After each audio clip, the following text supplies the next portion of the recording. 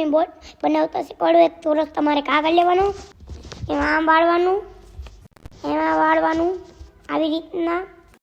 પછી એક જ ભાગ આ સાઈડ વાળવાનો અને જમણી સાઈડ આ વાળવાનું છે. વચ્ચે ચેકો પડે છે એમાં ખોલ નાખવાનું છે. આને ખોલી અને આમ વાળવાનું છે. આને અહીંયાથી આમ ખોલ નાખવાનું છે. જો હું તમને બતાવું છું, આવી જ રીતના હોવું જોઈએ, ને તો બોર્ડ સારી નહીં બને.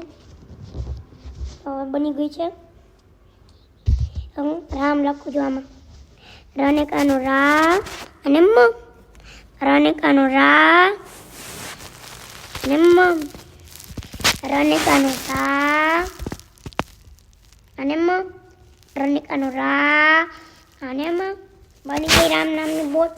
અને તળશો તો આ ડૂબશે નહીં અને આ આખી ભીની નહીં થાય, કેમ કે આમાં રામ લખેલું છે.